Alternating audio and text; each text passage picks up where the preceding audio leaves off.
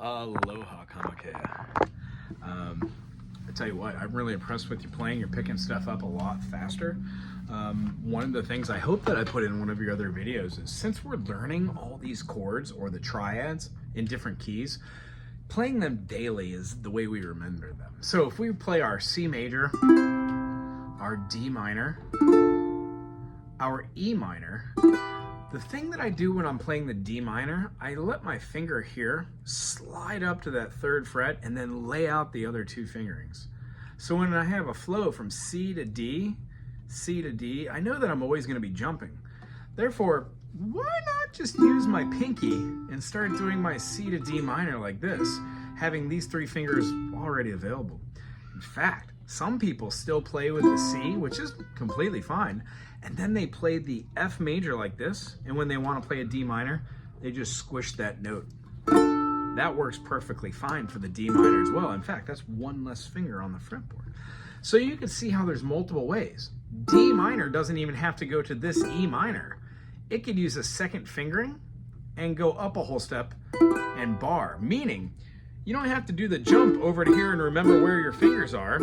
You can use one technique to slide in place, or you could use the other technique to move fingers while going. Now that's an advanced technique, playing in formation 1, barring and then laying down the same fingering.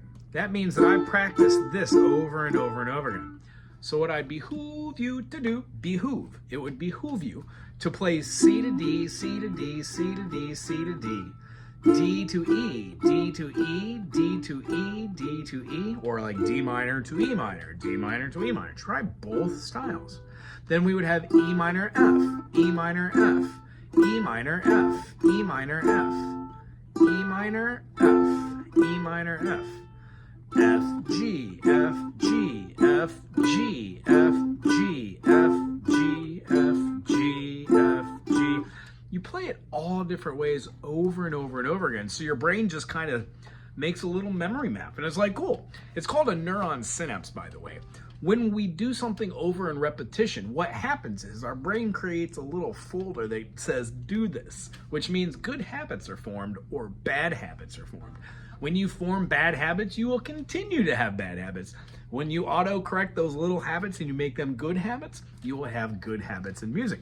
Same and such as life. So for this week, go through your chord, which is going to be the newer version of this, is having our B7. We know that barring this and playing this is going to be a B dominant 7, because we would have had that as a B major. When we play both of these, that's a B major 7.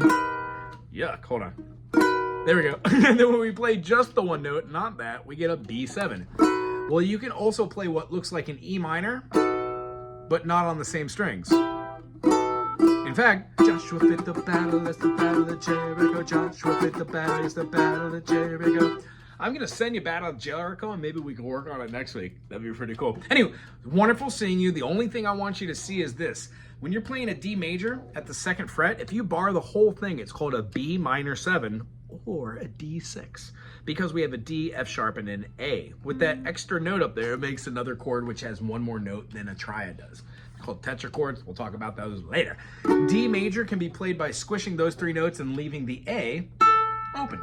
So try and do that rather than playing with 3 fingers. See how that goes this week. It's good seeing you. Aloha.